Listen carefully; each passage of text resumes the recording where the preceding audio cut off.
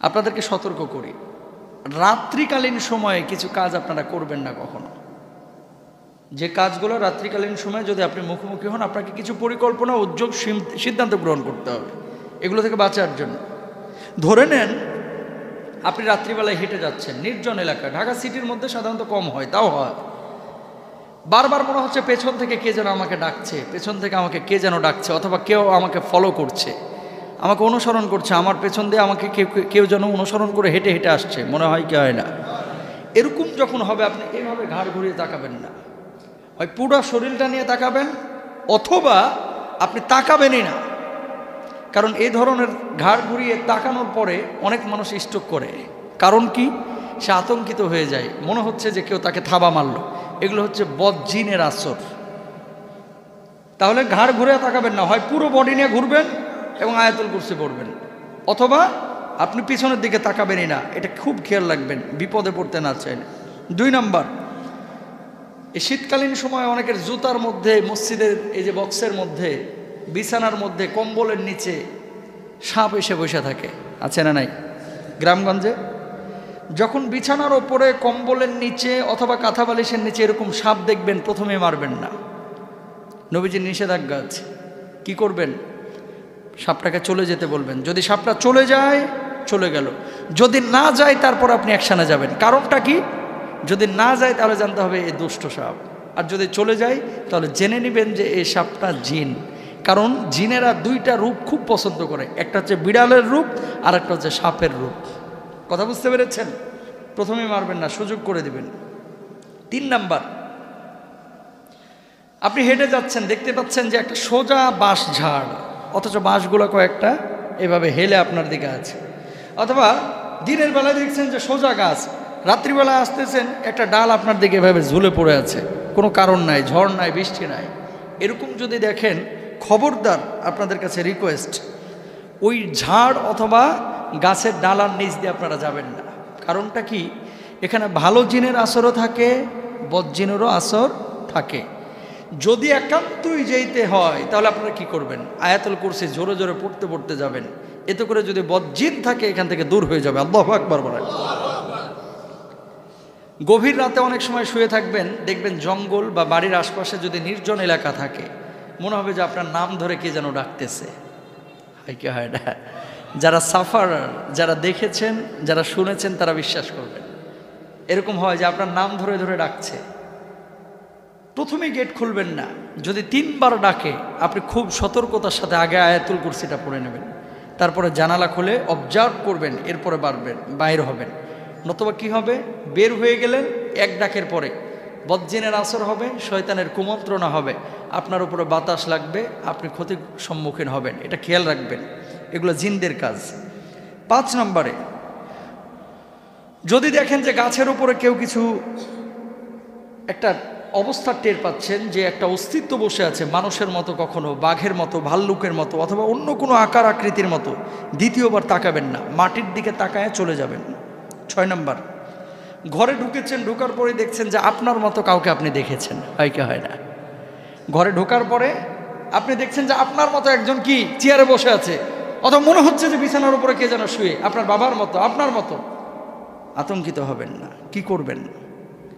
আপনি চোখটা বন্ধ করে ফেলেন, চোখটা বন্ধ করে জোরে করে একবার আয়াতুল কুরসি পড়ে ফেলেন, দেখবেন যে এই ভয় কেটে যাবে এবং যদি জিনের আসর থাকে দূর হয়ে যাবে। আল্লাহু আকবার বলেন।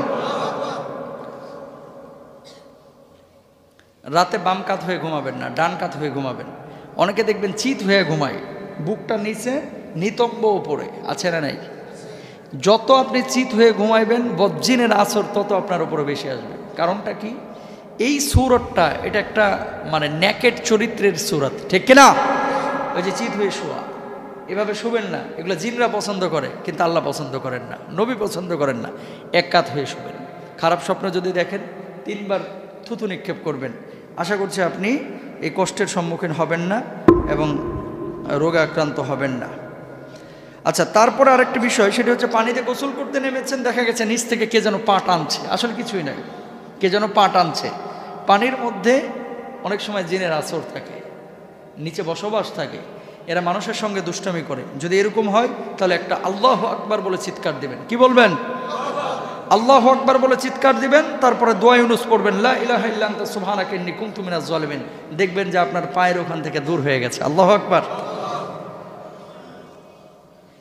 কুকুর, বিড়াল অস্বাভাবিক কিছু দেখলে দাঁড়িয়ে একটা গোল বৃত্ত আঁকেন, একটা গোল বৃত্ত আঁকবেন। রাস্তা দিয়ে হেঁটে যাচ্ছেন, দেখছেন কুকুর বা বিড়াল, কেউ নাই, এখানে থাকারও কথা না, কুকুর বিড়াল এসে বারবার ঘুরঘুর করতেছে।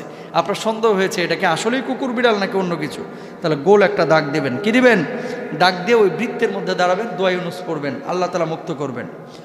মরা মানুষ দেখতে পাচ্ছেন যে তার আত্মা আপনার পাশে ঘুরফির করছে, অথবা মনে হচ্ছে যে আমার বাবার আত্মাটা আমার পাশে আছে, মার আত্মা, কিছু একটা আপনি বুঝতেছেন যে একটা অস্তিত্ব আমার আশপাশে ঘোরাফেরা করছে। এরকম যদি হয় আয়াতুল কুরসি পড়বেন। আয়নায় রাত্রিবেলায় বেশি মুখ দেখবেন না, কারণ এখানে একটা ঘটনা ঘটে। এই সূরাটা আয়নায় যারা রাত্রিবেলায় বেশি মুখ টুক দেখেন, এই সময়টা জিনেরা মানুষকে কুমন্ত্রণা দেয়, বিশেষ করে বদজিন। এর জন্য যত কম পারা যায় রাত্রিবেলায় আয়না দেখবেন, আয়নার উপরে একটা পর্দা ঝুলায় রাখবেন। আর যখন সুন্দর কাউকে দেখবেন মাশাল্লাহ বলবেন, ইনশাল্লাহ। মিষ্টি খাচ্ছেন, বিড়াল এসে বারবার ঘুরঘুর করতেছে, মিষ্টি চাচ্ছে, মনে করছেন আপনি বুঝতে পেরেছেন যে ও মিষ্টি খাবে। যদি মিষ্টি চায় মিষ্টিটা দেন, কারণ কি জিনেরা মিষ্টি পছন্দ করে, আর বিড়ালের আকৃতিও তারা পছন্দ করে।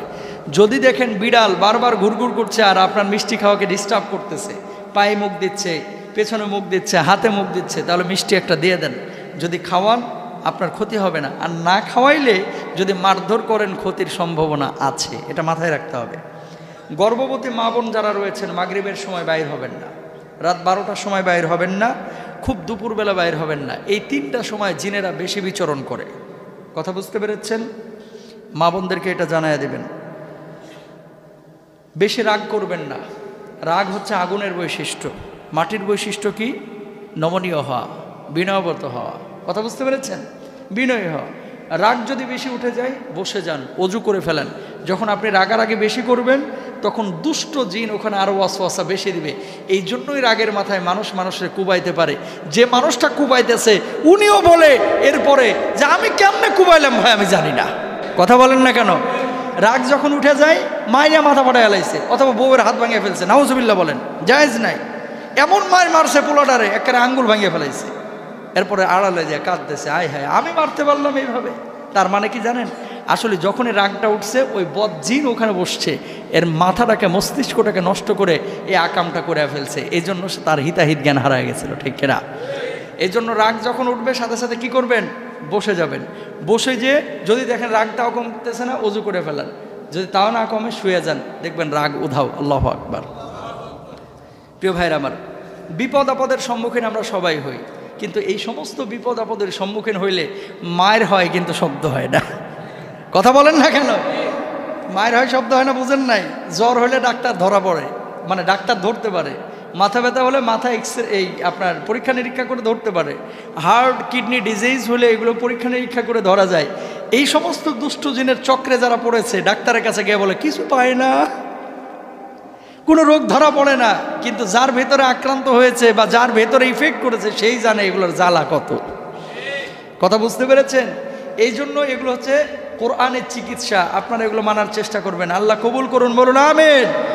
এই যুবক যারা আপনারা আজকে আছেন, আপনাদেরকে একটা কথা, এই যে সুন্দর সুন্দর জিনিসগুলো আপনাদের সামনে বলতেছি, কোথা থেকে বলতেছি? কোরআন হাদিস থেকে বলতেছি, নবীজির কথা থেকে আমরা কোট করছি। কথাগুলো সুন্দর না? এই কথাগুলো যদি আপনারা মানেন, লাভ কি আমার আছে নাকি আপনার আছে? আপনাদের লাভ আছে। আর আমি সবটা পাবো কি? আপনি যদি সৎ কাজ করেন।